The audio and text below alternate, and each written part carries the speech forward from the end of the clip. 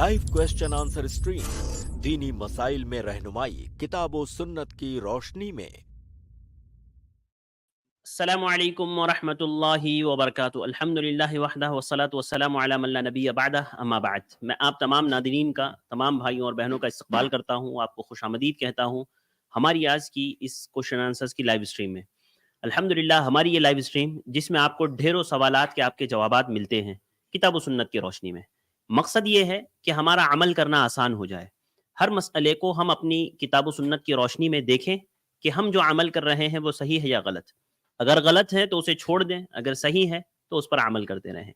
या आपसी मामलात में कोई भी इख्तिलाफ हो जाए, चाहे घरेलू इख्तिलाफ हो, आपसी ताल्लुकात हो, मियाँ बीवी के, भाई बहन के, भाई भाई के, दोस्त दोस्त के, तो उसमें नाचाकी हो जाए, आपको कुछ मशवरा चाहिए तो आप ज़रूर यहाँ पर तशरीफ़ ला सकते हैं। इंशाअल्लाह किताब व सुन्नत की रोशनी में आपको रहनुमाई दी जाएगी कि कैसे उस जो है मामले को सॉल्व किया जाए, उस मसले को हल किया जाए।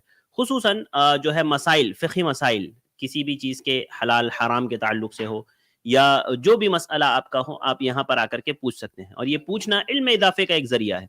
सवाल करने से भी इल्म बढ़ता है। अल्लाह के नबी सल्लल्लाहु अलैहि वसल्लम के ज़माने में आप देखें सहाबा इकराम कितने सवालात प्यारे नबी सल्लल्लाहु अलैहि वसल्लम से, हज़रत आयशा से, आपके बाद सहाबा इकराम से किया करते थे, ताकि इल्म में इजाफा हो, अमल करना आसान हो और अमल किताब व सुन्नत के मुताबिक हो।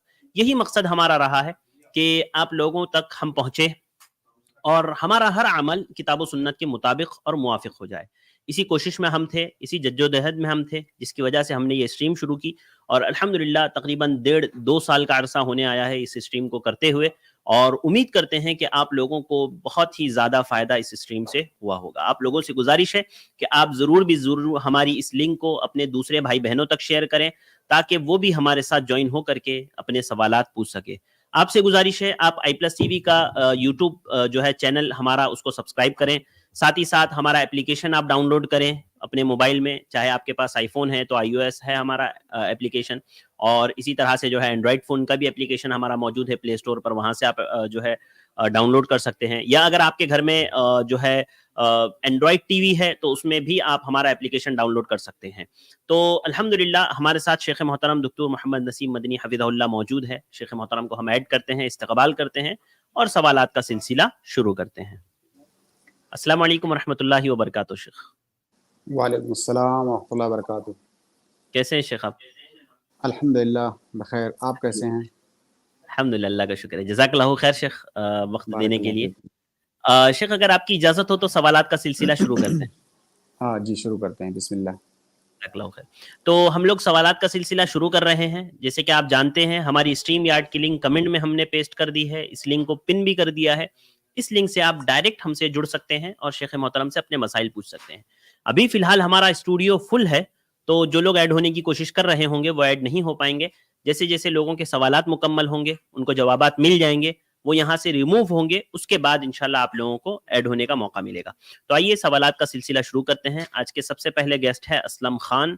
मैं आपको ऐड कर रहा हूँ। असलम भाई, आप अपना सवाल करें। अस्सलाम वालेकुम शेखैन। वालेकुम अस्सलाम व वालेकुम रहमतुल्लाह। अस्सलाम व बरकातुहू। शेख मेरा 2 सवाल है, छोटा छोटा बस, ज्यादा बड़ा नहीं है। पहला सवाल है नेशनलिटी से। जैसे अगर इंसान के पास 2 नेशनलिटी है तो क्या ये सही है या गलत है? और दूसरा सवाल ये है कि एक लड़का और लड़की दोनों मतलब गैर ताल्लुकात का दोनों आपस में बना लिए और 2.5-3 महीने या 4 महीने का बच्चा है, अब उसका निकाह करने का बात आ रहा है, तो कैसे निकाह उसका होगा या नहीं अभी होगा? बस। बिस्मिल्लाह अल्हम्दुलिल्लाह वस्सलातु वस्सलामु अला रसूलिल्लाह। भाई का पहला सवाल नेशनलिटी से मुताल्लिक है कि किसी आदमी के लिए 2 मुल्क की नेशनलिटी लेना क्या जायज़ है या नहीं। तो अगर वो दोनों ममालिक ऐसे हैं जिनके दरमियान 2 नेशनलिटी की, डुअल नेशनलिटी की इजाज़त है और ये कानूनी है, निज़ामी है, निज़ाम की कोई मुखालफत नहीं है, तो बिल्कुल ले सकते हैं। ऐसे कई सारे ममालिक हैं जिनमें आपस में समझौता होता है कि कोई भी इंसान उन दोनों ममालिक की नेशनलिटी और जिंसिया ले सकता है। तो अगर ये कानूनी है तो इसमें कोई हरज की बात नहीं है, बशर्ते कि ये कानूनी हो, ऐसा ना हो कि इसके अंदर कोई झूठ या फराड हो। बहुत सारे ममालिक ऐसे हैं जो 2 डुअल नेशनलिटी की इजाज़त नहीं है जिनके यहाँ, تو وہاں پہ آپ نہیں لے سکتے, قانوناً وہ جائز نہیں ہے, لہٰذا ہماری شریعت کے اندر بھی وہ جرم ہے. لیکن اگر اجازت ہے قانونی طور سے تو آپ لے سکتے ہیں.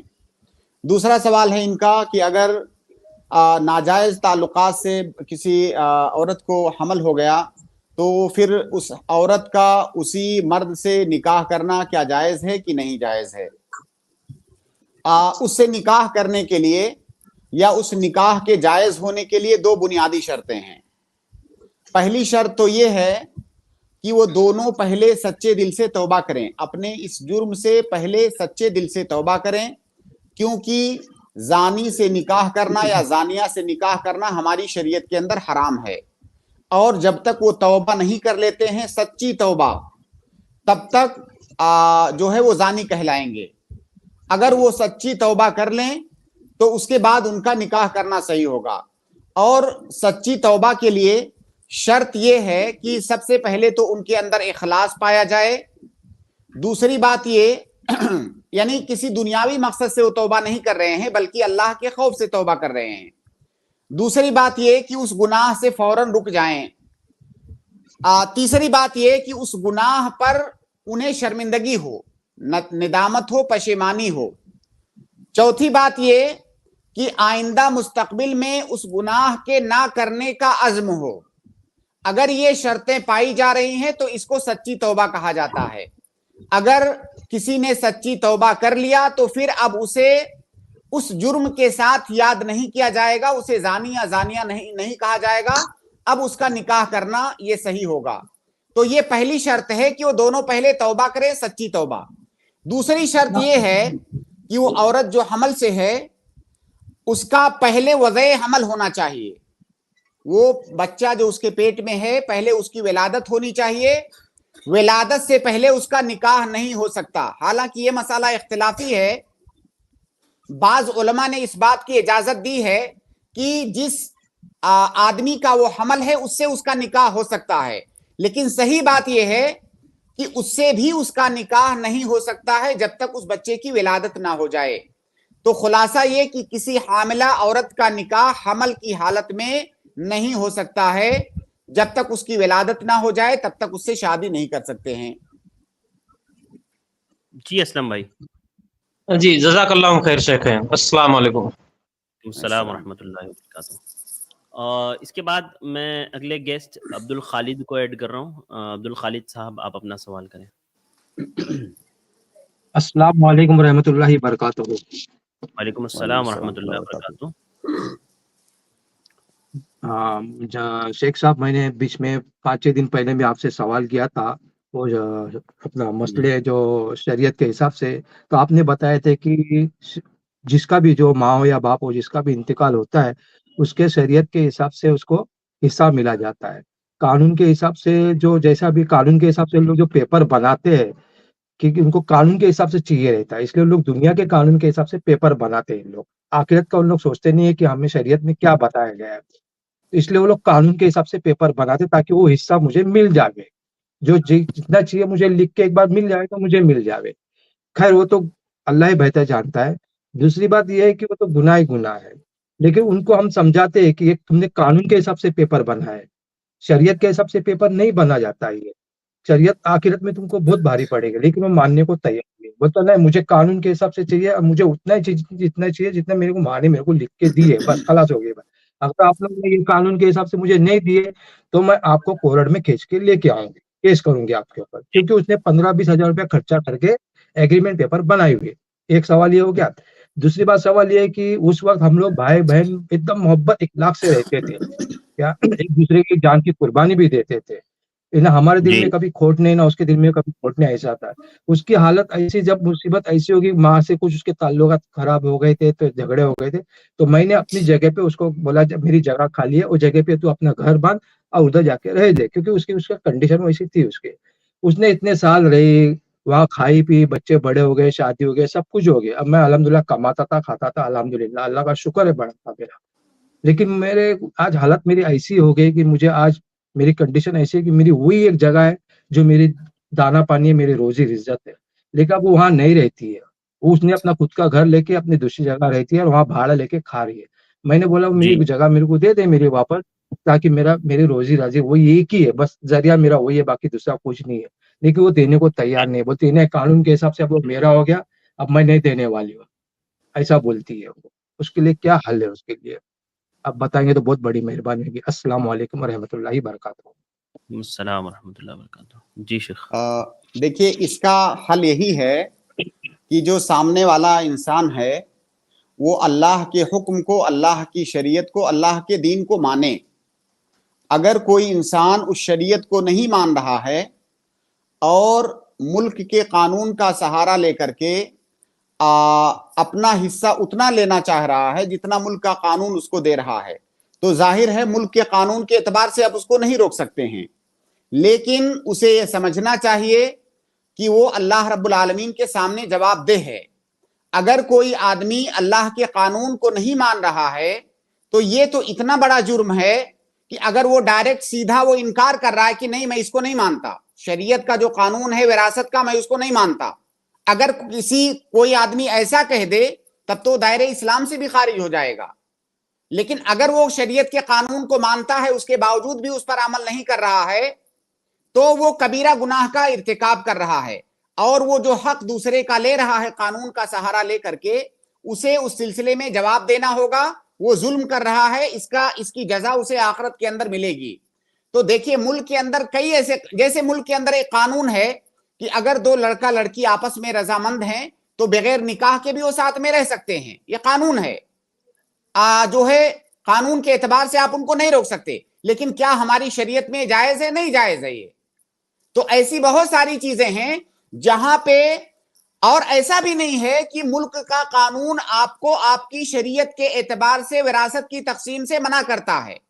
हमारे मुल्क का कानून मना नहीं करता है।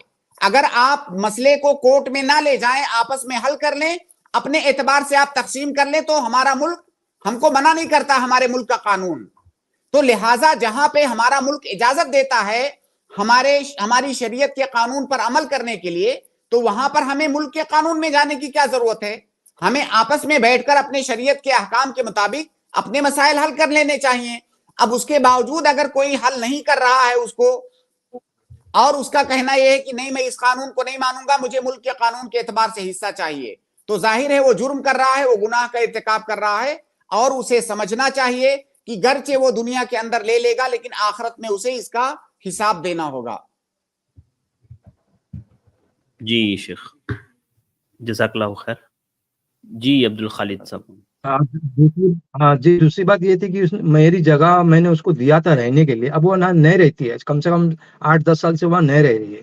अब मुझे जरूरत है, मैंने मांग लिया उससे, बस जैसा मैंने तेरे को दिया था अल्लाह के फजलो करम से, ना मेरी नीयत खराब थी ना कुछ था। तो मुझे जगह मुझे दे दे, वो देने से इनकार कर रही है मेरे को, बोलती नहीं वो जगह मेरी हो गई, तेरी नहीं है अभी, वो इसमें मेरा हक बनता है, ऐसा वैसा वो बोल के नहीं देने को तैयार है। मेरी रोजी इज्जत बस वही एक जरिया है मेरा, तो उसका क्या हल है? शरीयत का हुक्म तो हमने बता दिया, अब उसका हल हमारे पास नहीं है, उसका हल उस इंसान के पास है जो जुल्मन आपका माल ले रहा है। उसका हम हल तो यही बता सकते हैं ना कि भाई ये हलाल है ये हराम है, इसको करो इसको ना करो, उसका यही हल है। बाकी अमल करना तो सामने वाले का काम है। अगर वो अमल नहीं कर रहा है और मुल्क के किसी कानून का सहारा लेकर के किसी की जायदाद हड़प कर रहा है तो फिर उसका और क्या हल है? तो इसका हल जो अमल करने वाला है, सामने वाला है जिसके साथ आपका मामला है, इसका हल वही कर सकता है। हम तो सिर्फ शरीयत का हुक्म बता सकते हैं आपको। जी शेख। जी हाँ, सही बात। हाँ जी हाँ, सही बात है। मैंने उसको बहुत समझाया, मेरी बड़ी बहन है, मैंने बहुत समझाया अल्लाह उसको, से दुआ करें लेकिन अभी। वो और मानने को तैयार। मैं हाँ जब थोड़ा सा खाली, बस मैंने उसको इतना भी बोला, तू दुनिया को हदीसें सुनाती है, दुनिया मैं बोला तो दुनिया को तालीम देती है कि मरने के बाद क्या लेके जाने का है, या सब छोड़ के जाने का, ये करने का वो करने का। देखिए आप जो आपको है ऐसा करें, आप सुन लीजिए। देखिए आपने जितनी बातें की, आपकी बातों में सवाल कम था, कहानी ज्यादा थी। तो आप ऐसा करें कि उनको लेकर के आएं, हो सकता है उनके पास भी कहने के लिए कुछ बातें हों, हम उनकी बातें भी सुने और उसके बाद हम किताब और सुन्नत की रोशनी में उन्हें समझाने की कोशिश करेंगे। तो हो सकता है उनकी समझ में बात आए, या हो सकता है उनके पास कुछ शुबहात हों, जिनकी वजह से वो ऐसा कर रही हैं, तो आप उनको यहाँ पर लाइए ताकि हम उनकी बातें भी, फरीक सानी की बातें भी सुने। बाकी जो जनरल बात है कि अगर किसी का हक है तो कोई इंसान उसको नहीं ले सकता, अगर किसी कानून का सहारा लेकर के उस हक को ले रहा है तो उसे जवाब देना होगा, ये जनरल बात है। लेकिन जहां पे इस तरह झगड़े वाले मसाइल होते हैं, जब तक दोनों फरीक की बात नहीं सुन ली जाए तब तक वहां पर उस खास मसले पर हुक्म नहीं लगाया जा सकता है। हो सकता है कुछ बातें उनके पास भी हों कहने के लिए। अल्लाह के नबी सल्लल्लाहु अलैहि वसल्लम ने हजरत अली को जब कज़ा करने का, फैसला करने का तरीका सिखलाया तो आप सल्लल्लाहु अलैहि वसल्लम ने उनसे बताया कि ला तक़दियन्ना बैना इत्नैनि हत्ता तस्मा मिन अस्सानी कमा समिअत मिन अल-अव्वल। जब दो लोगों के झगड़े की बात हो तो उसमें फैसला मत करना, उस वक्त तक ना करना जब तक जिस तरह से एक फरीक की बात सुने हो उसी तरह से दूसरे फरीक की बात ना सुन लेना, क्योंकि इस तरह के इख्तलाफी आपस के झगड़े वाले जो मसाइल होते हैं, कई दफा ऐसा होता है कि जब हम दूसरे फरीक की बात सुनते हैं तो कुछ दूसरी ही पिक्चर सामने आती है। तो आप उनको भी लेकर के आइए ताकि उनकी बातें भी हम सुने और देखें कि उनके पास क्या इश्कालात हैं। जी बात बिल्कुल सही। मैंने उसको बहुत बोला, मैंने उसको एड्रेस दिया, मतलब चल मेरे साथ में, वो आने को तैयार नहीं है, बोलती मुझे इस मामले में गिरना नहीं है, बस कल मुझे ये बात बोलना बिल्कुल नहीं, तू आज के बाद बस खत्म हो गई बात। मेरे को खुला जवाब दे देती हो, अब क्या बोलूं मैं उसको, मतलब चल सामने बात करेंगे, जो पिछला वही रहेगा। देखिए अब इसमें मानने को तैयार नहीं हो, आने को भी तैयार नहीं, अल्लाह उनको हिदायत दे, इसमें यही कर सकते बस हैं। हिदायत के सिवा दूसरा कोई रास्ता ही नहीं है। जी दुआ करें अल्लाह से। ठीक है, बस हम दुआएं मांग सकते हैं और क्या कर सकते हैं। जी जज़ाकल्लाह, बहुत बहुत मेहरबानी आपकी, आपने मेरे सवाल का जवाब दिया। अगर मुझसे कुछ गलती होगी तो आप लोग मुझे माफ कर दीजिए। अस्सलाम वालेकुम व रहमतुल्लाह। अगले गेस्ट है मोहम्मद यूसुफ सिद्दीकी, मैं आपको ऐड कर रहा हूँ, उसके बाद इंशाल्लाह हुमी को मैं ऐड करूँगा। अस्सलाम वालेकुम। अस्सलाम वालेकुम रहमतुल्लाह। जी वालेकुम अस्सलाम व रहमतुल्लाह व बरकातुहू। खैरियत से शेख मोहतरम? अल्हम्दुलिल्लाह। शेख मोहतरम, मैं दिल्ली से मोहम्मद यूसुफ सिद्दीकी। जी शेख मोहतरम, मेरा एक सवाल था। मैंने अभी एक हफ्ते पहले आपकी लाइव स्ट्रीम देखी थी।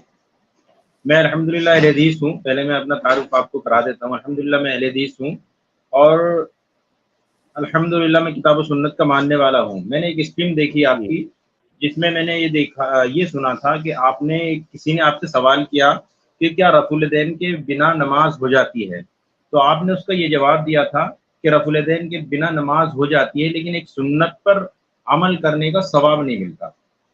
तो इसके बारे में थोड़ी सी मुझे रहनुमाई फरमाएं, जज़ाकल्लाहु खैर।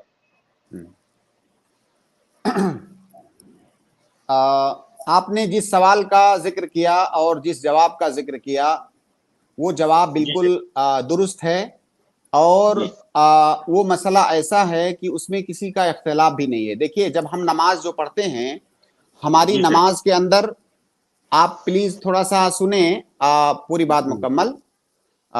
हम जब नमाज पढ़ते हैं तो हमारी नमाज के अंदर कुछ अक़वाल होते हैं, कुछ अफ़आल, यानी कुछ बातें हम पढ़ते हैं और कुछ हरकत हम करते हैं। दो तरह की चीजें होती हैं नमाज में, और ये जो दोनों तरह की चीजें होती हैं, इनमें कुछ का ताल्लुक शर्त से है, यानी नमाज के लिए शर्त है, कुछ नमाज के लिए रुकन है, कुछ नमाज के लिए वाजिब हैं, कुछ मुस्तहब्बात हैं।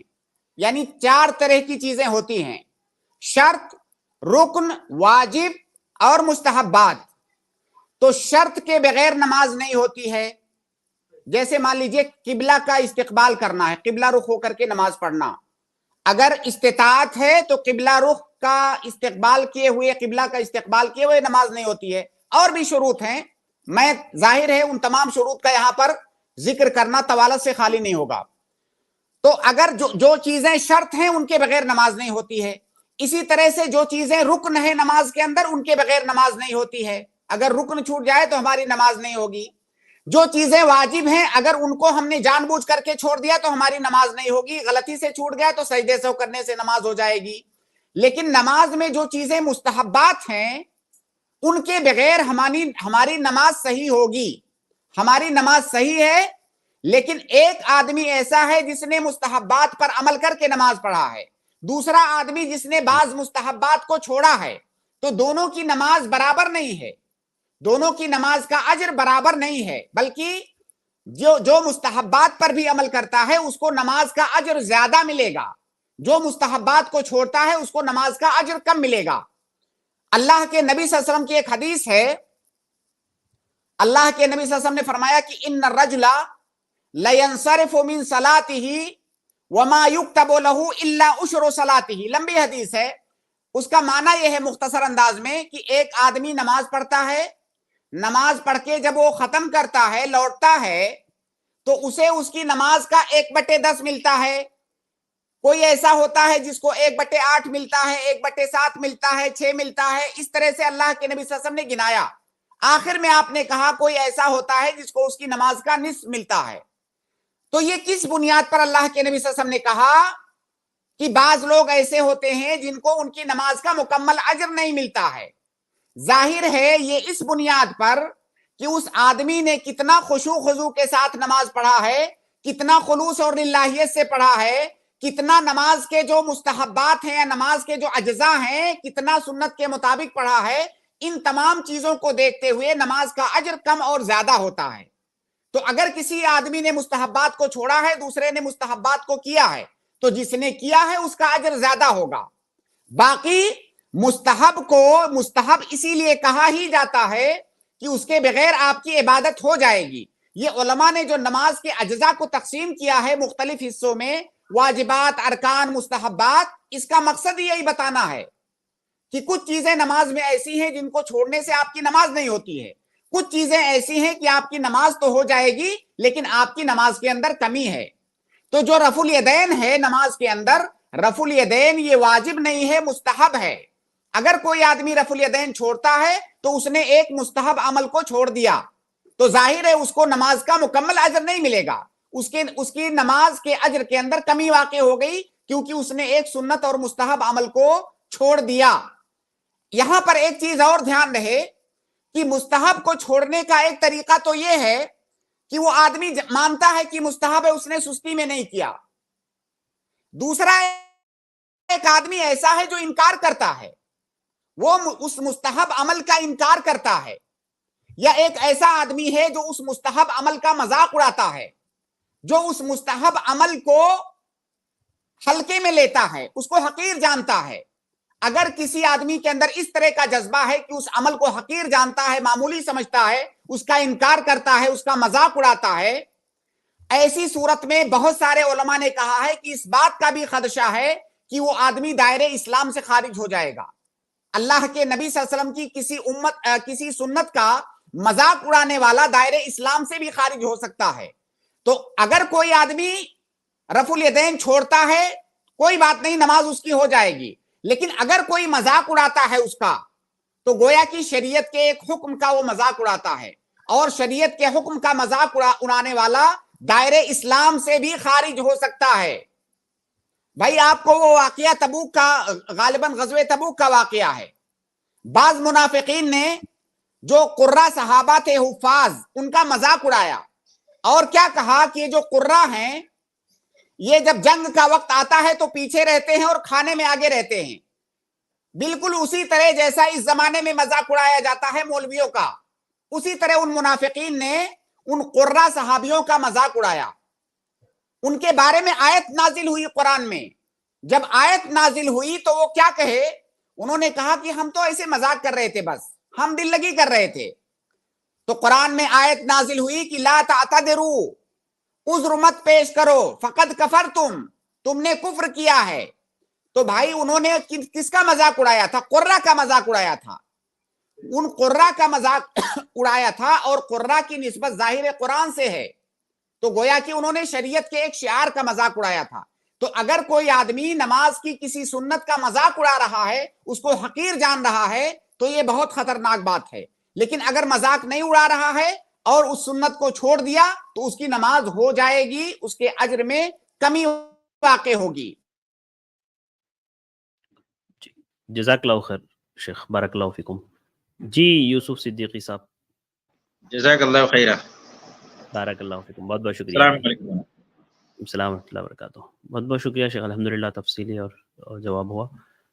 اس کے بعد میں اگلے گیسٹ ہومی کو ایڈ کر رہا ہوں، آپ اپنا سوال کریں۔ HUMI.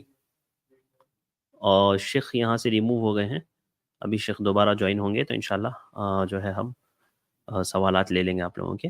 آپ سے گزارش ہے کہ آپ انمیوٹ کر کے جب تک اپنا سوال بتا دیں کیا ہے. السلام علیکم. میرا وعلیکم سوال ہے السلام. کہ اگر کوئی عورت شادی کے بعد اپنے نام کے ساتھ اپنے شوہر کا نام ایڈ کر لیتی ہے اور جی مطلب وہ ہر جگہ ایڈ کر لی ہے, مطلب جیسے آپ ٹھیک. کے گورنمنٹ پیپرز یہ سب پہ, تو اب اوکے. پہلے اس کو پتا نہیں تھا کہ یہ ایک گناہ ہے, لیکن اب اس کو پتا چلا ہے, تو اب وہ کیا کرے؟ مطلب کیا اس کو واپس جا کے اپنا جو اصل نام ہے اس میں جانا چاہیے؟ جی ٹھیک ہے, سوال واضح ہے. شیخ قصہ کا سوال یہ ہے کہ جو بیوی کے نام کے ساتھ جو شوہر کا نام لگایا جاتا ہے کاغذات وغیرہ میں, چاہے ابھی کوئی بھی کاغذات بناتے ہیں تو شادی کے بعد شوہر کا نام لگا دیتے ہیں, تو کیا وہ لگانا غلط ہے؟ اور جو لگا دیا ہے ابھی اگر غلط ہے تو پھر کیا کریں؟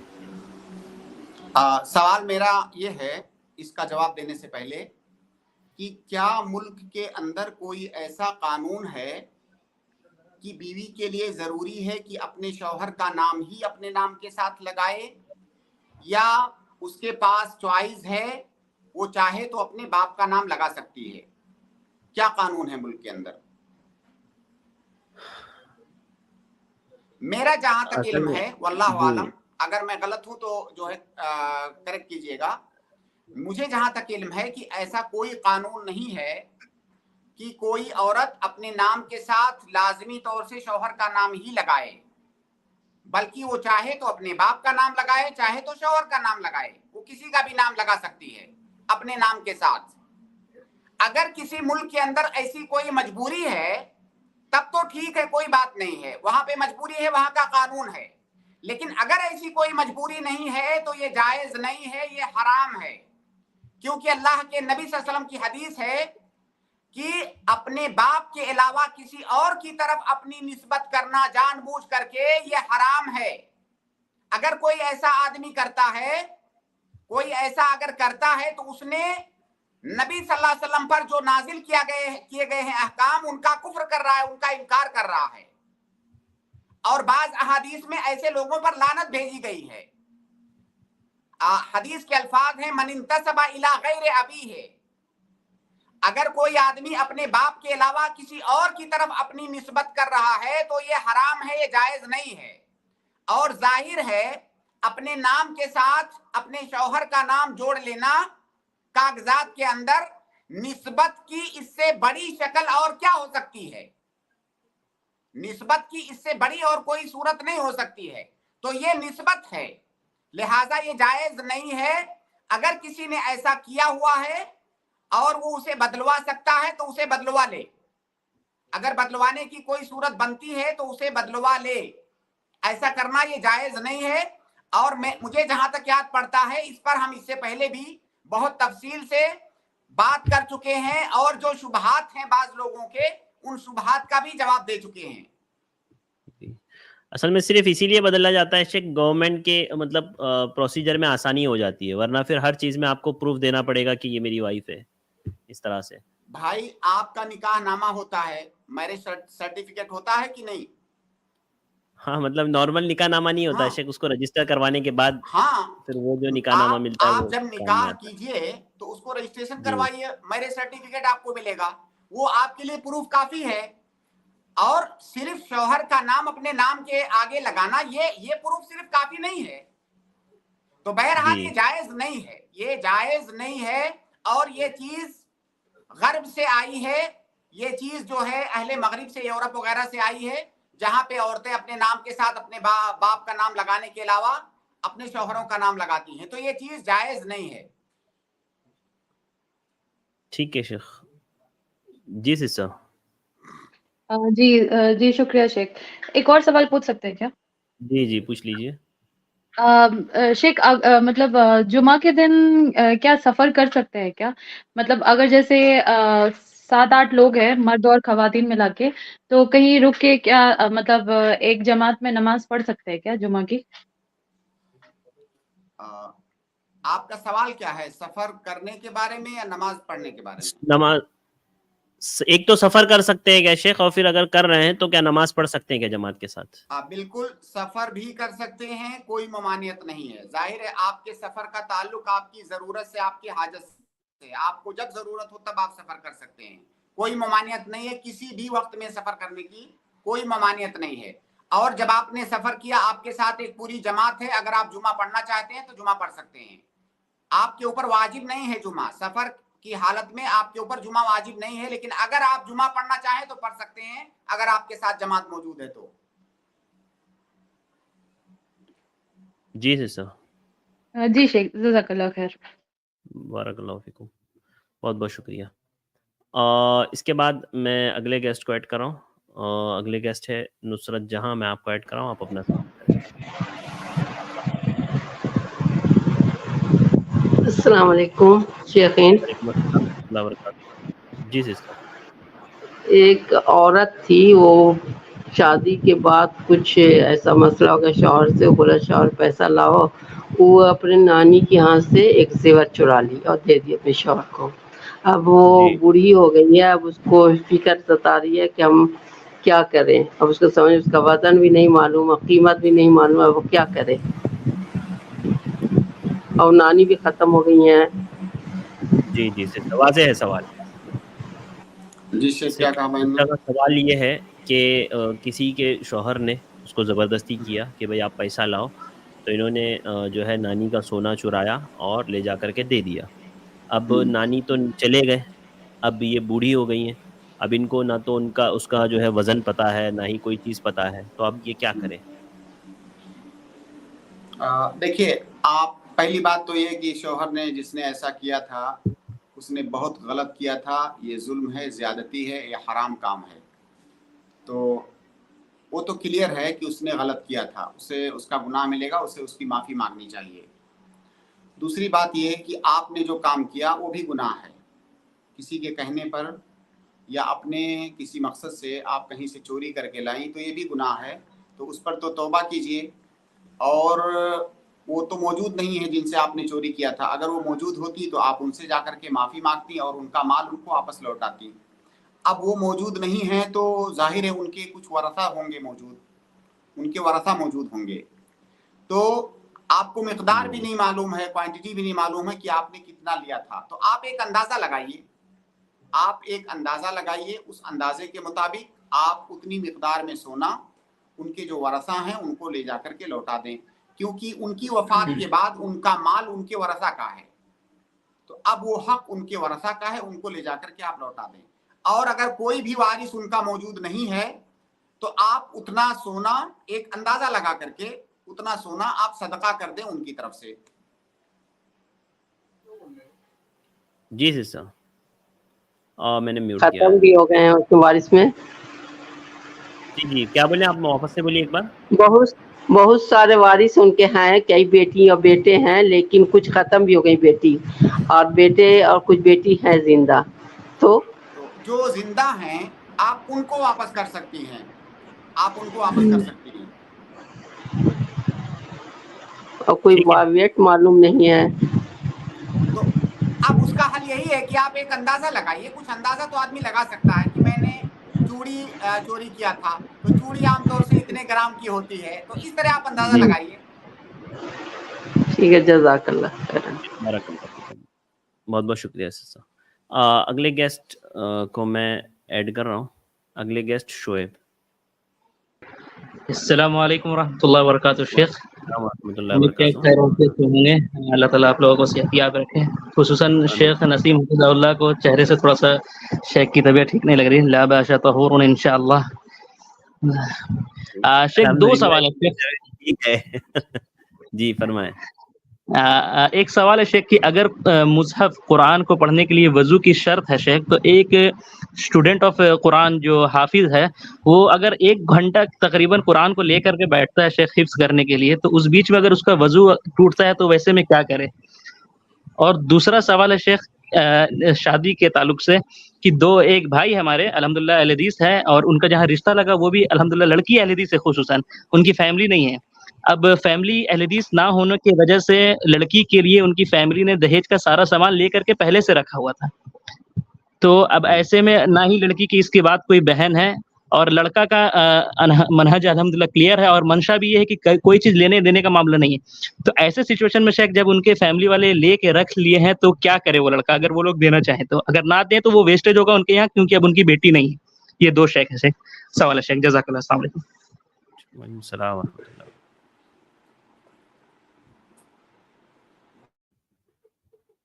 جی شیخ آپ میوٹ ہیں شیخ. جی کیا کہا انہوں نے؟ سوال ان کا میں نہیں سمجھ سکا مکمل. بھائی کے دو سوال ہے شیخ. جی پہلا سوال تو یہ ہے کہ کیا قرآن پڑھنے کے لیے وضو ضروری ہے؟ تو اس سوال کا جواب یہ ہے کہ بہت سارے علماء نے وضو کرنا شرط رکھا ہے قرآن پڑھنے کے لیے. جی لیکن صحیح بات یہ ہے کہ ایسی کوئی بھی دلیل ثابت نہیں ہے کہ قرآن پڑھنے کے لیے وضو کرنا شرط ہے. ایسی کوئی بھی دلیل ثابت نہیں ہے. اس مسئلے میں یہ فتویٰ دیتا ہوں کہ افضل ہونے میں کسی کا اختلاف نہیں ہے کہ باوضو ہو کر کے قرآن پڑھنا افضل ہے. لہٰذا آپ اسی پر عمل کیجئے تاکہ آپ کو اختلاف میں داخل ہونے کی ضرورت ہی نہ پڑے. آپ جب بھی قرآن پڑھنا چاہیں افضل آپ کے لیے ہے کہ آپ وضو کر کے قرآن پڑھیں. لیکن اگر کبھی آپ نے بغیر وضو کے قرآن پڑھ لیا تو انشاءاللہ کوئی حرج کی بات نہیں ہے.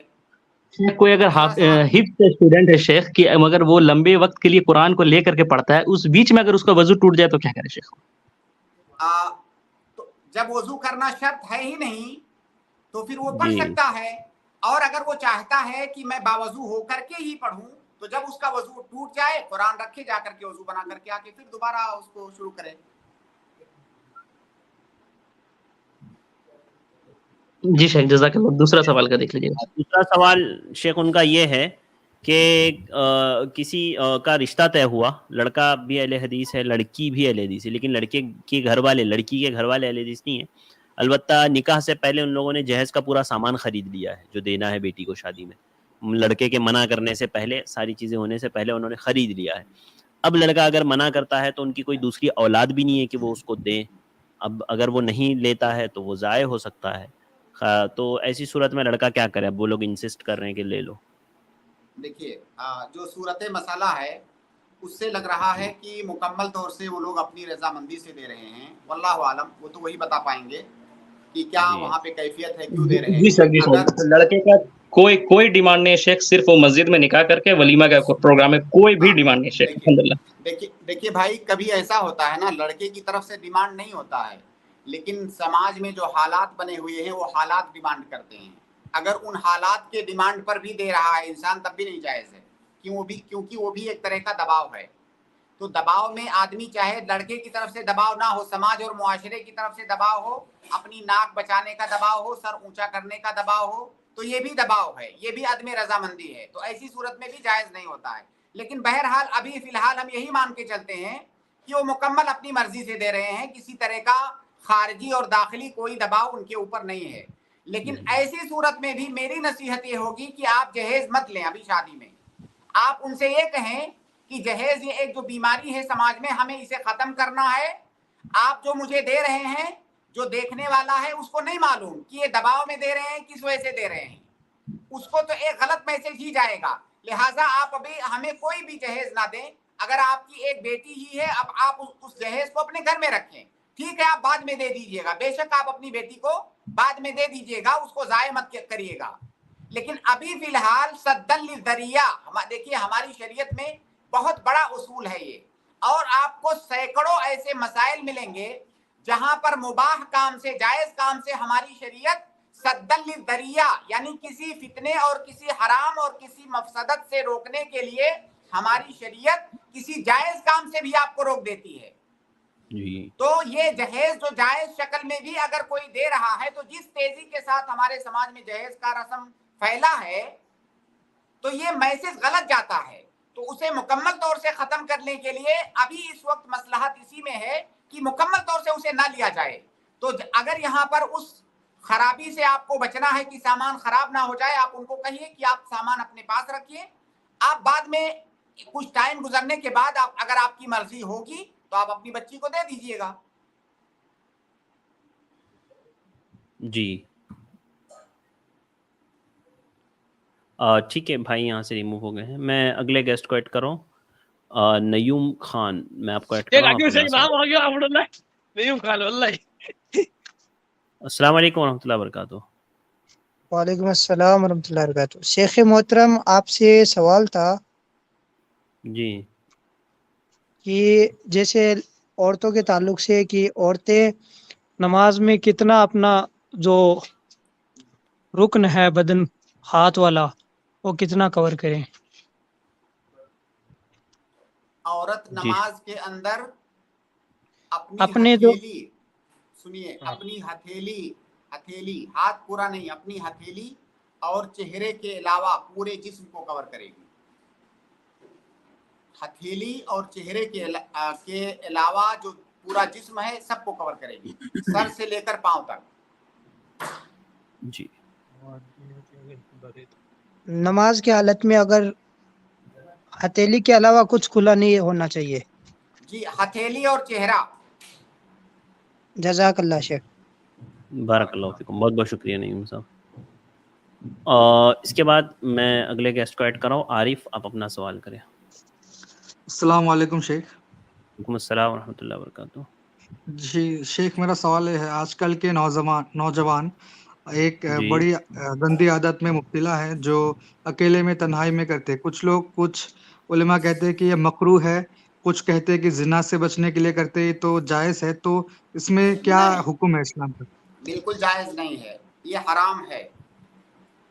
قرآن کی وہ آیت شیخ سنائیں. الا علی ازواجہم او ما ملکت ایمانہم ہاں فانہم غیر ملومین معلوم والذین هم لفروجہم حافظون حافظون. الا جی علی ازواجہم او ما ملکت ایمانہم فانہم غیر ملومین. غیر تو معلوم. یہاں پر بیوی کے علاوہ تب کسی بھی جگہ پر اس کو استعمال کرنا یہ حرام ہے. بیوی یا لونڈی، تو لونڈی کا تو مسئلہ نہیں اس زمانے میں، تو اس کے علاوہ کہیں پر بھی اس کا استعمال ہو رہا ہے تو وہ حرام ہے. اور جس چیز کا ذکر آپ کرنا چاہ رہے ہیں وہ بھی اس میں داخل ہے، تو وہ حرام ہے. جی شیخ، اور ایک چھوٹا سا سوال ہے شیخ کہ کوئی اگر جی نماز پڑھنا 2-3 سال یا 5 سال پہلے اسٹارٹ کیا ہے، اس کا ایج ہو چکا ہے بہت، تو پہلے جب فرض ہو چکا تھا جب سے، تو وہ کئی سال تو نہیں پڑا، تو ابھی اس کو کیسے میک اپ کرے؟ ابھی وہ توبہ کرے سچے دل سے جو پچھلا گناہ اس سے ہو چکا ہے اس کے لیے توبہ کرے، اور آگے اب وہ مسلسل نماز پڑھے، کبھی نماز نہ چھوڑے، اور اسے کچھ کرنے کی ضرورت نہیں ہے. جی جزاک اللہ شیخ. جزاک اللہ خیر. بارک اللہ فیکم. اس کے بعد میں اگلے گیسٹ کو ایڈ کر رہا ہوں. اگلے گیسٹ ابو عبد الرحمن، آپ اپنا سوال کریں. ٹھیک ہے، وہ ریموو ہو گیا ابو عبد الرحمن بھائی. اس کے بعد میں اگلے گیسٹ راجا کو ایڈ کر رہا ہوں. آپ اپنا سوال کریں. اس کے بعد میں حذیفہ کو ایڈ کروں. سوال کریں. جی السلام علیکم. وعلیکم السلام. شیخ میرا یہ سوال ہے، میرا دوست مجھے کہتا ہے کہ چل کربلا، میں کہتا ہوں کہ یہاں کون سا کربلا ہے، کربلا تو عراق میں ہے، تو وہ بولتا ہے کہ تم گستاخ ہو. شیخ اس کے اوپر میں اس کو کیا جواب دوں گا؟ دیکھیے بیٹا، ایسا ہے کہ اگر مان لیجئے جیسے نیو یارک امریکہ کے اندر ہے، اب اگر کوئی بولے کہ نیو یارک امریکہ میں ہے تو اس میں کون سی گستاخی ہے؟ کربلا ایک شہر ہے جو عراق کے اندر ہے، تو کوئی بھی جغرافیہ کے بارے میں جس کو معلومات ہے اسے پتا ہے کہ کربلا عراق کے اندر ہے، تو اس میں کون سی گستاخی ہے؟ کس کی گستاخی ہے؟ گستاخی آپ نہیں کر رہے ہیں، گستاخی وہ لوگ کر رہے ہیں جو حسین رضی اللہ تعالی عنہ کی شہادت کا مذاق بناتے ہیں. گستاخی وہ لوگ کر رہے ہیں. گستاخی وہ لوگ کر رہے ہیں جو کتاب و سنت کے احکام کی دھجیاں بناتے ہیں، جنہوں نے اسلام کو تماشا بنا کر کے رکھ دیا ہے.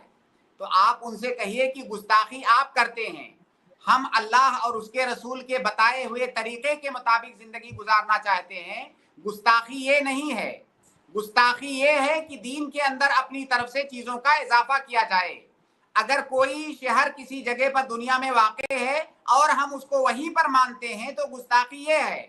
آپ ہر سال حسین رضی اللہ تعالی عنہ کا جنازہ اٹھاتے ہیں تو گستاخی یہ ہے. 1300 سال ہو گئے، کیا ابھی تک ان کی جنازہ نہیں اٹھی ہے؟ جی تو اگر کیا تو آپ کا ماننا یہ ہے کہ 1300 سال تک ان کی جنازہ نہیں اٹھی، تو گستاخی تو یہ ہے کسی کی وفات ہو گئی تو 1300 سال تک اس کو کیوں رکھے ہوئے ہو، اور اگر ایک بار ان کی جنازہ ہو گئی، ان کی تدفین ہو گئی، تو بار بار ان کو قبر سے کیوں نکال رہے ہو؟ تو گستاخی تو یہ ہے، تو آپ ان کو ایسے سمجھائیے۔ جی جی ٹھیک ہے بیٹا، ٹھیک ہے شیخ، جزاک اللہ خیر، امید ہے ان کو جواب مل گیا ہوگا۔ اگلے گیسٹ ہے حذیفہ۔ اصل میں جگہ جگہ ان لوگوں نے بنا رکھا ہے شیخ اسی طرح کی چیزیں، اور کہتے ہیں یہ کربلا ہے۔ جی السلام حذیفہ فرمائیں۔ علیکم، السلام وعلیکم علیکم رحمۃ السلام، اللہ وبرکاتہ۔ وعلیکم السلام ورحمۃ اللہ وبرکاتہ۔ شیخ میرا یہ سوال تھا نا، جیسے علی ابن حاتم جو ہے ایک صحابی ہے، تو جب کروس جی چینو پہن کے آئے تھے کرسچن والا، تو آپ صلی اللہ علیہ وسلم نے فرمایا کہ اے حاتم اس بت کو نکال کو پھینک دو۔ تو ہمارے بریلوی بھائی کہتے ہیں نا کہ بت سے مرادی اسے کہتے ہیں جس کی شکل ہو، تو بت میں کیا کیا آتا ہے شیخ؟ اس کی وضاحت کر دے شیخ، تاکہ اپنے بریلوی بھائی کو میں سمجھا سکوں۔ جی دیکھیے شیخ، آپ ان سے پوچھئے کہ اگر کوئی پتھر ہے اور کوئی انسان اس کو پوجتا ہے تو کیا اسے بت کہا جائے گا کہ نہیں، جبکہ اس کی کوئی شکل نہیں ہے، پتھر ہے؟ تو بت اس کو کہا جاتا ہے جسے غیر اللہ کے علاوہ جس کو بھی پوجا جائے، اللہ کے علاوہ جس کو بھی پوجا جائے، جس کی عبادت کی جائے، اس کو بت کہا جاتا ہے۔ اب ضروری نہیں ہے کہ باقاعدہ اسے کوئی خاص شکل دی گئی ہو، جس بھی شکل میں اللہ کے علاوہ کسی کی عبادت کی جائے اس کو بت کہا جاتا ہے۔ اسی لیے تو اللہ کے نبی صلی اللہ علیہ وسلم نے اس قراص کو بت کہا۔ جی شیخ اس میں اس کا اعتراض یہ ہے نا شیخ کہ اس میں تو مطلب کہ شکل بنا ہوا ہے، کیا وہ شکل حدیث بنی ہے؟ نمبر ترمذی کا ہے، 3095 کی روایت ہے۔ بھائی کراس میں کیا شکل بنی ہوتی ہے؟ کراس تو کراس ہوتی ہے، صلیب۔ جی تو جیسے کیا جیسے شکل؟ یہ مطلب جیسے شیخ آپ ان سے پوچھئے کہ مان لیجئے ٹھیک ہے، پتھر ہے، میں لا کے اپنے گھر میں رکھتا ہوں، اس کی کوئی شکل نہیں، بڑا سا پتھر اٹھا کے لے آئے گھر میں رکھ لیے، اب شکل تو کوئی نہیں ہے، چلو ہم اس کو پوجتے ہیں، تو کیا یہ جائز ہوگا؟ کیونکہ آپ کے کہنے کے مطابق تو بت نہیں ہوا وہ، کیونکہ اس کی شکل نہیں ہے کوئی۔ عجیب عجیب لاجک لاتے ہیں بھائی۔ کراس کی شکل ہے اس کی، وہ ایک چیز ہے، جو چیز ہے اس کی شکل ہے، تو انسانی شکل تو نہیں ہے کراس کی، اور شکل ہونا یہ ضروری نہیں ہے۔ یہ کہاں سے ڈیفینیشن آیا؟ غیر اللہ کس کو کہتے ہیں؟ اللہ کے علاوہ۔ اگر کوئی پیڑ ہے، پیڑ کو پوجا ہے، پیڑ کی کون سی شکل ہے؟ پیڑ تو پیڑ ہے، تو بھی غیر اللہ کی عبادت ہے۔ کوئی سورج کو، چاند کو، ستاروں کو پوج رہا ہے، کوئی پانی کو پوج رہا ہے، کوئی سانپ کو پوج رہا ہے، تو یہ سب غیر اللہ ہے۔ تو غیر اللہ میں تو اللہ کے علاوہ دنیا کی ہر چیز داخل ہے، تو کسی بھی چیز کی عبادت کی جائے غیر اللہ کی عبادت ہو گئی وہ۔ اب یہ شکل کی قید لگانا یہ کہاں سے آ گیا؟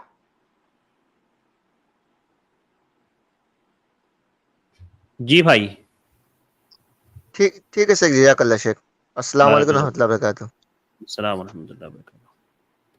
اور اس کے بعد میں اگلے گیسٹ مسلم کو ایڈ کر رہا ہوں، آپ اپنا سوال کریں۔ السلام علیکم وعلیکم السلام۔ جناب، میرا سوال کچھ ایسا ہے کہ جب میں کچھ مبتدینوں کے ساتھ بات کرتا ہوں تو وہ کہتے ہیں کہ قرآن میں پہلے زبر زیر نہیں تھا، رسول اللہ صلی اللہ علیہ وسلم کے وقت میں ایسا نہیں تھا، تو کیا یہ بھی بدعت ہے؟ کیا نہیں اس تھا سے اللہ کے یہ رسول کے زمانے میں؟ ٹھیک ہے قرآن میں واضح ہے زبر سوال۔ قرآن میں اعراب نہیں تھے اللہ کے نبی صلی اللہ علیہ وسلم کے زمانے میں، تو کیا یہ بھی بدعت ہے؟ دیکھیے بھائی، سب سے پہلے انہیں بدعت کی تعریف معلوم ہونی چاہیے، بدعت کا ڈیفینیشن معلوم ہونا چاہیے۔ اللہ کے نبی صلی اللہ علیہ وسلم کی حدیث ہے کہ من احدث فی امرنا ھذا ما لیس منہ فہو رد۔ تو اللہ کے نبی صلی اللہ علیہ وسلم نے کہا جس نے دین کے اندر کسی چیز کا اضافہ کیا، تو دین کے اندر کسی چیز کے اضافے کا نام بدعت ہے، دین کے اندر۔ اور ہم یہ جو لکھتے ہیں رسم الخط ہے، ابھی جیسے کمپیوٹر میں آپ جب لکھتے ہیں عربی یا انگریزی یا ہندی کوئی بھی زبان، تو مختلف فاؤنٹ ہوتے ہیں کہ نہیں؟ اردو میں مختلف فاؤنٹ ہیں، لکھنے کے مختلف طریقے ہیں. تو عربی کے یہ فاؤنٹ تو اللہ کے نبی صلی اللہ علیہ وسلم کے زمانے میں نہیں تھے، یہ فاؤنٹ تو نہیں تھے. لیکن یہ دین نہیں ہے. یہ جو فاؤنٹ ہے، یہ لکھنے کا جو طریقہ ہے، یہ دین نہیں ہے. اس لکھاوٹ کے اندر جو کلام ہے وہ دین ہے. لکھنے کا جو طریقہ ہے وہ دین نہیں ہے، وہ تو ایک وسیلہ ہے. تو بدعت اس کو نہیں کہتے ہیں جو دین کے علاوہ معاملات کے اندر ہوتا ہے. ابھی ہم موبائل کے ذریعے سے بیٹھ کر کے پروگرام کر رہے ہیں، تو موبائل اللہ کے نبی صلی اللہ علیہ وسلم کے زمانے میں نہیں تھا، تو کیا یہ بدعت ہوا؟ نہیں. یہ بدعت اس لیے نہیں ہوا کیونکہ یہ دین نہیں ہے. یہ دین نہیں ہے. تو بدعت دینی معاملات کے اندر اگر کسی نئی چیز کا اضافہ کر رہے ہیں تو اس کو بدعت کہا جاتا ہے. دنیاوی مسائل کے اندر کسی اضافے کو بدعت نہیں کہا جاتا ہے. یہ تو اللہ کے نبی صلی اللہ علیہ وسلم کی وفات کے بعد جب صحابہ کرام کا زمانہ آیا تو اسی وقت بہت ساری چیزیں دنیاوی معاملات میں بہت جب ترقیاں جیسے جیسے ہوتی گئی، اضافہ ہوتا گیا. تو عربی زبان کو لکھنے کا جو طریقہ تھا، جس طرح سے دوسری زبانوں نے رسم الخط میں ترقی کیا، تبدیلیاں آئیں، اسی طرح سے عربی زبان میں بھی آئی. اللہ کے نبی صلی اللہ علیہ وسلم کے زمانے میں جب لکھا جاتا تھا تو نقطہ نہیں رکھا جاتا تھا، اور اس پر جو ہے حرکات نہیں رکھے جاتے تھے، زبر زیر پیش، کیونکہ ان کو ضرورت بھی نہیں تھی. بعد میں جب دین پھیلنے لگا پوری دنیا کے اندر، اجمیوں کے اندر بھی جانے لگا، تو اجمی جو عربی نہیں جانتے تھے ان کو دقت ہونے لگی. تو پھر وہاں پہ ضرورت ہوئی اعراب لگانے کی قرآن میں، تو پھر اعراب لگایا گیا تاکہ لوگ اس کو غلط نہ پڑھیں. تو یہ اعراب تو موجود تھا. جیسے ہم جب عربی قرآن کی کوئی آیت پڑھتے ہیں، جیسے ہم پڑھتے ہیں الحمدللہ رب العالمین، تو ہم کہتے ہیں رب العالمین، تو با پر کسرہ موجود ہے. تو اس زمانے میں بھی کسرہ پڑھا جاتا تھا، لیکن ان کو اسے لکھنے کی ضرورت نہیں تھی. جب یہ دین ان لوگوں تک پہنچا جو عربی زبان نہیں جانتے ہیں، جو قرآن کو صحیح نہیں پڑھ سکتے ہیں بغیر اعراب کے، تو پھر ان کے لیے اعراب لگانے کی ضرورت پڑی. تو یہ جو اعراب لگانا ہے یہ دین کا حصہ نہیں ہے، یہ ایک وسیلہ ہے تاکہ قرآن کو اور عربی زبان کو آپ صحیح ادائیگی کے ساتھ پڑھ سکیں. اس کا یہ ایک وسیلہ ہے، تو یہ دین نہیں ہے. تو لہٰذا یہ بدعت کے ڈیفینیشن میں یہ چیز آئے گی ہی نہیں. جی شکریہ جناب. جی فاضل صاحب، جزاک اللہ خیر، بارک اللہ فیکم. میں مسلم کو ایڈ کر رہا ہوں، معذرت مسلم آپ کو ایڈ کر رہا تھا، فاضل بھائی ایڈ ہو گئے، کوئی مسئلہ نہیں ہے. مسلم میں آپ کو ایڈ کر رہا ہوں. جی مسلم صاحب السلام علیکم. جی مسلم، میں نے آپ کو ایڈ کیا ہے، آپ کو آواز آ رہی ہے؟ آپ انمیوٹ نظر آ رہے ہیں. وعلیکم السلام ورحمۃ اللہ وبرکاتہ. السلام علیکم.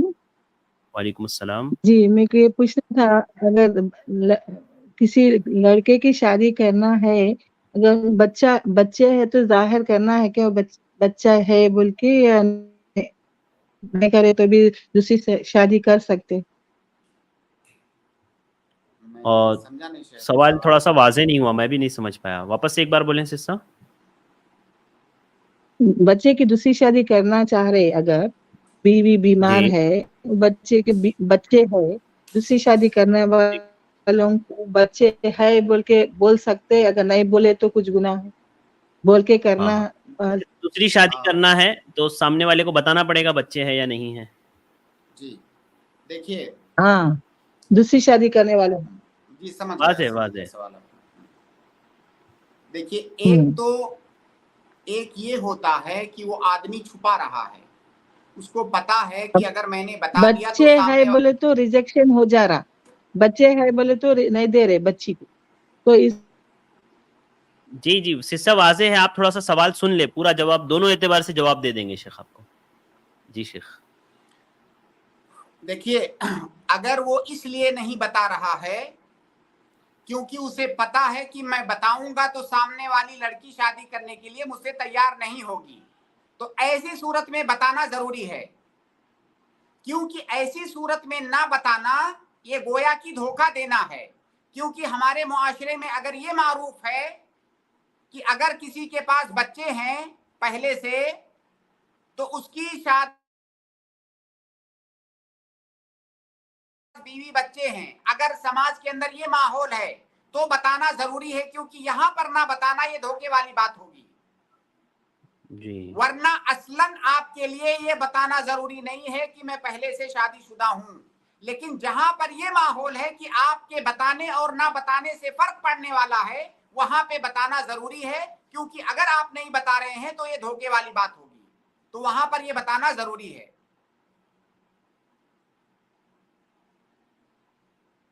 जी सिस्टर, मैं आपको अनम्यूट कर रहा हूँ। डिस्टर्बेंस हो गया, डिस्टर्बेंस है, कुछ समझ में नहीं आया, ब्रेक हो रहा था। खुलासा ये है कि शादी में हर वो चीज बताना जरूरी है जिसकी वजह से शादी या तो कबूल होती है या तो रिजेक्ट होती है, उन चीजों का बताना जरूरी है। जैसे आपने कहा ना कि वो जब जो है औलाद के बारे में बताया जा रहा है तो वो रिजेक्ट कर दे रहे हैं, तो शेख ने कहा कि ऐसी सूरत में बताना आपके लिए जरूरी है, यानी ये एक सबब है रिजेक्ट करने का, तो ऐसी सूरत में आपको ये वाजे करना चाहिए पहले से कि भाई हमारे बच्चे हैं इसके। देखिए यही बात शेख। अच्छा, ओके। इसमें उसूली बात आप या हमारे नाज़रीन ये याद रखें कि हर वो चीज जो शादी के वक्त सामने वाला आपसे जानना चाहता है उसका बताना आपके लिए जरूरी है। आपके मुआशरे में आमतौर से सामने वाला जिन चीजों को जानना जरूरी समझता है उनको बताना जरूरी है, अगर उनको आपने छुपाया तो ये धोखा है। हाँ, ओके, अच्छी जी, वाज़ेह है, शुक्रिया, जज़ाकल्लाह। बहुत बहुत शुक्रिया शेख, चूँकि वक्त हमारा ख़त्म हो गया है और इसके बाद हमारे जो प्रोग्राम्स हैं बैक टू बैक वो लाइव टीवी पर चलते हैं, तो हम लोग इसको आगे बढ़ा नहीं सकते। तो बहुत बहुत शुक्रिया शेख वक्त देने के लिए। यहीं पर हम स्ट्रीम ख़त्म करते हैं, इंशाअल्लाह कल की स्ट्रीम में मुलाकात होगी। शेख बारकल्लाहु फ़ीकुम, अस्सलाम वालेकुम वरहमतुल्लाहि वबरकातुहू। इसके बाद मैं अपने तमाम भाइयों और बहनों का शुक्रगुजार हूँ, आप लोग हमारे साथ जुड़े रहे हैं, आपने सवालात किए, उम्मीद करते हैं आपको जवाब मिले होंगे। आज के लिए बस इतना ही, मुझे दीजिए इजाज़त, इंशाअल्लाह कल फिर मुलाकात होगी। अस्सलामु अलैकुम वरहमतुल्लाहि वबरकातुहू।